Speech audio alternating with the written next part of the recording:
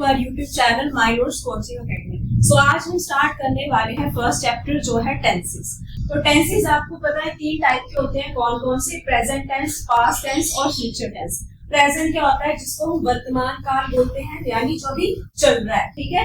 Past tense क्या होता है? जो बीत चुका है, जिसको हम भूतकाल के नाम से भी जानते हैं। और फ्यूचर होता है जो अभी होने वाला है, यानी भविष्य का। तो वन बाय वन हम करेंगे। आज हम करने वाले हैं प्रेजेंट टेंस। अब प्रेजेंट टेंस के अंदर भी हमारे चार टाइप्स आते हैं आगे, कौन कौन से?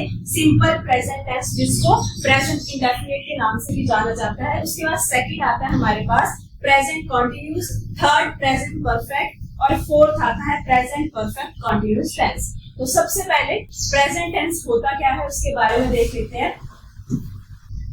प्रेजेंट टेंस क्या है? The present tense refers to the action और इवेंट दैट टेक्स प्लेस और it taking place in the present. यानी ये क्या करेगा? It represent the current activity, current activity को बताएगा, यानी जो प्रेजेंट में हो रही है, ठीक है। और वो कोई भी चीज हो सकती है, किसी चीज की अवस्था हो सकती है प्रेजेंट में, यानी the present state of being of the subject in the given context. अब यहाँ पे आपके चार टाइप कौन कौन से आएंगे? Simple present tense, present continuous tense, present perfect tense और प्रेजेंट परफेक्ट कंटीन्यूअस टेंस। अब सबसे पहले आता है हमारे पास simple present tense. Simple present tense में क्या होगा? इसमें सबसे पहले हमारे पास क्या आता है? सब्जेक्ट आता है, उसके बाद वर्ब की फर्स्ट फॉर्म आती है और लास्ट में ऑब्जेक्ट आता है, यानी जो the rest of the sentence, जो सेंटेंस के एंड में बच गया, ठीक है। वर्ब के बाद सबसे पहले सब्जेक्ट आएगा, उसके बाद वर्ब की फर्स्ट फॉर्म या बेस फॉर्म भी जिसको बोलते हैं, और यहाँ पे लास्ट में आएगा ऑब्जेक्ट, ठीक है। जैसे एग्जांपल दिया हुआ है, I go to school every day. तो आई के साथ यहाँ पे गो यानी वर्ब की फर्स्ट फॉर्म यूज की गई। अब एक चीज इसमें और आती है, वर्ब के साथ एस या ईएस लगता है, तो वो कब लगता है? आपको पता होना चाहिए कि फर्स्ट पर्सन क्या होता है, सेकंड पर्सन क्या होता है और थर्ड पर्सन क्या होता है। फर्स्ट पर्सन में हमारा आता है सिंगुलर आई और प्लूरल में आता है वी। सेकंड पर्सन में आता है यू और थर्ड पर्सन में आता है सिंगुलर में ही, शी और प्लूरल में आ जाएगा दे, ठीक है। तो यहाँ पे जब भी आपका थर्ड पर्सन सिंगुलर होगा, उसके साथ हमेशा वर्ब के साथ एस या ईएस लगेगा। केवल कब लगेगा? जब थर्ड पर्सन सिंगुलर होगा, ठीक है। अब यहाँ पे आई था, फर्स्ट पर्सन सिंगुलर था, तो वर्ब के साथ एस या ईएस नहीं लगेगा, सिंपल इसकी बेस फॉर्म यूज की गई है। अब उसके बाद आता है हमारे पास present continuous tense. Present continuous tense में क्या होता है? यानी जो प्रेजेंट में कंटिन्यू चल रही है, स्टिल कंटिन्यू है ना, जो चल रही है, ठीक है। जैसे सब्जेक्ट आ गया और यहाँ पे आपकी हेल्पिंग वर्ब कौन सी यूज की जाएगी? आपके सिंपल प्रेजेंट में कोई हेल्पिंग वर्ब यूज नहीं की गई है, सिर्फ एस या ईएस का यूज किया गया वर्ब के साथ। वो भी कब लगेगा? जब आपका थर्ड पर्सन होगा और सिंगुलर होगा। अब यहाँ पे is am are helping verb का यूज किया जाएगा कब? सब्जेक्ट को देख के लगेगा, ठीक है। जैसे मान लो ही और शी है, यानी थर्ड पर्सन सिंगुलर है तो उसके साथ हम इज लगाएंगे, अगर प्लूरल है तो उसके साथ आर लगाएंगे, प्लूरल आपका वी भी आ जाएगा, यानी फर्स्ट पर्सन प्लूरल है तब भी वी का यूज करेंगे, यानी सॉरी वी के साथ आर लगेगा। और उसके बाद एम किसके साथ लगता है? आई के साथ एम लगता है, ठीक है। अब उसके बाद आता है इसका example, third watching a movie. अब यहाँ पे वो मूवी देख रहा है तो आई एन जी लगा है वर्ब के साथ। यहाँ पे वर्ब क्या है?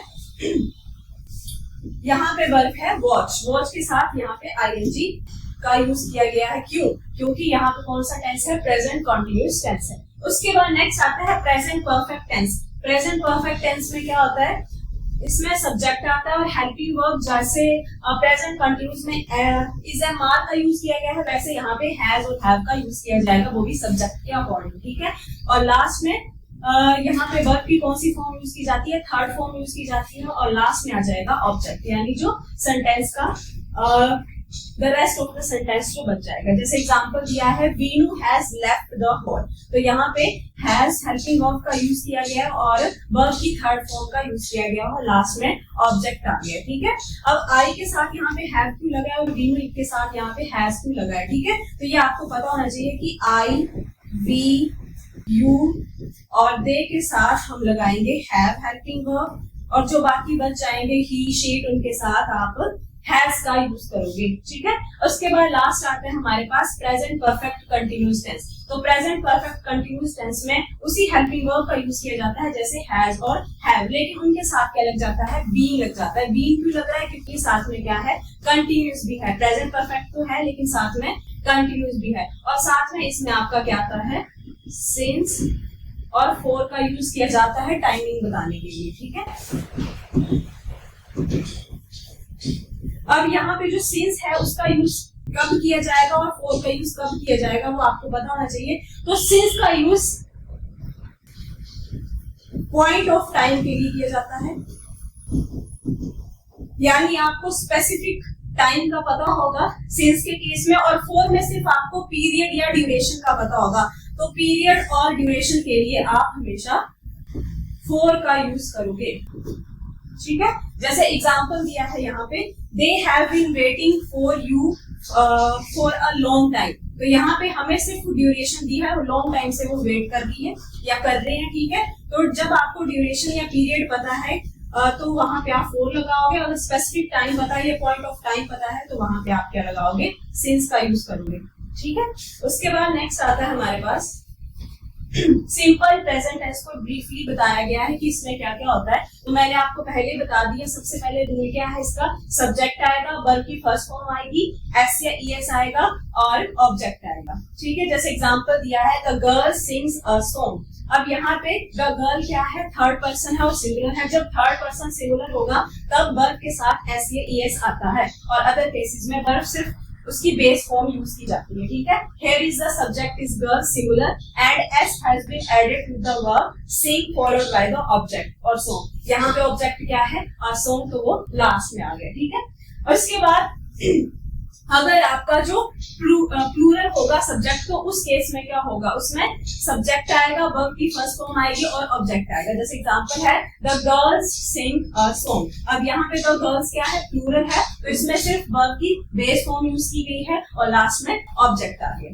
उसके बाद नेक्स्ट आता है प्रेजेंट कॉन्टिन्यूस का रूल क्या है। इसमें मैंने पहले बता दिया आपको, सब्जेक्ट आएगा, और जैसे प्रेजेंट में कोई भी हेल्पिंग वर्ब यूज नहीं की गई है, सिर्फ एस या ईएस का यूज किया गया, और वो भी कब यूज होगा, जब थर्ड पर्सन सिंगुलर होगा। लेकिन आपका प्रेजेंट कॉन्टिन्यूस जब आ जाएगा तो is am are helping verb का यूज किया जाएगा, और इज एम आर आपकी जो हेल्पिंग वर्ब है वो भी सब्जेक्ट के अकॉर्डिंग यूज की जाती है। जैसे मैंने आपको बताया कि जैसे फर्स्ट पर्सन होता है, फर्स्ट पर्सन सिंगुलर में आपका आता है आई और प्लूरल में आता है वी, सेकंड पर्सन में आता है यू, और थर्ड पर्सन में आता है ही, शी, इट, और प्लूरल में आता है दे। तो जब भी आपका थर्ड पर्सन सिंगुलर होगा यानी ही, शी होगा, तो उसके साथ आप किसका यूज करोगे, ही इज, शी इज, ठीक है। और जब भी प्लूरल हो जाएगा, जैसे मान लो वी, तो वी के साथ आर का यूज करोगे, यू के साथ आर का यूज करोगे, और दे के साथ भी आर का यूज करोगे, ठीक है। तो यानी सब्जेक्ट के अकॉर्डिंग आप इस हेल्पिंग वर्ब का यूज करोगे। उसके बाद वर्ब की फर्स्ट फॉर्म आती है और उसके साथ आईएनजी आता है, जिसको वर्ब की फोर्थ फॉर्म भी बोला जाता है, ठीक है। और लास्ट में आपका क्या आ जाएगा, ऑब्जेक्ट आ जाएगा। जैसे एग्जांपल दिया है, शी इज ईटिंग फूड। अब शी के साथ इज भी क्यों लगा, मैंने आपको बताया कि जब भी थर्ड पर्सन सिंगुलर होगा तो उसके साथ इज का यूज करेंगे, वर्ब के साथ क्या आ जाएगा, आईएनजी आ जाएगा, और लास्ट में फूड क्या है, ऑब्जेक्ट है, तो ये लास्ट में आ जाएगा, ठीक है।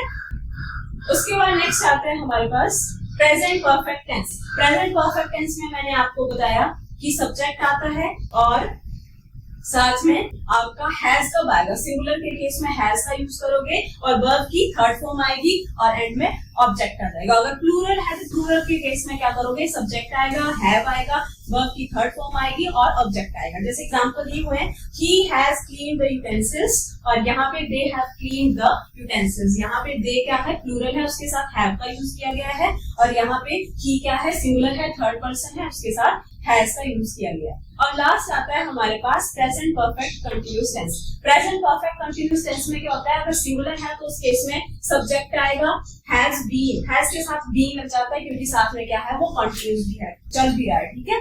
वर्ब की आपकी फर्स्ट फॉर्म आएगी और साथ में आईएनजी आएगा और लास्ट में ऑब्जेक्ट आएगा। अगर प्लूरल है तो उस केस में क्या होगा, सब्जेक्ट आएगा, हैव बीन आएगा, वर्ब की फर्स्ट फॉर्म और आईएनजी और लास्ट में ऑब्जेक्ट आ जाएगा। जैसे एग्जांपल दिया हुआ है, she has been practising since morning, यानी कि यहाँ पे शी हैज बीन, शी के साथ हैज बीन ही क्यों आया, क्योंकि शी क्या है, थर्ड पर्सन है, सिंगुलर है, वही रूल चलेगा और साथ में क्या आ जाएगा, बीन आ जाएगा क्योंकि वर्ब के साथ क्या आईएनजी लगा है। और since morning specific point of time के लिए हमारा क्या जाएगा, सिंस आ जाएगा। उसके बाद नेक्स्ट है they have been practising since morning, तो यहाँ पे सिंस मॉर्निंग आ गया क्योंकि यहाँ पे भी पॉइंट ऑफ टाइम है, ठीक है, बस सिंगुलर और प्लूरल के केस में बताया गया।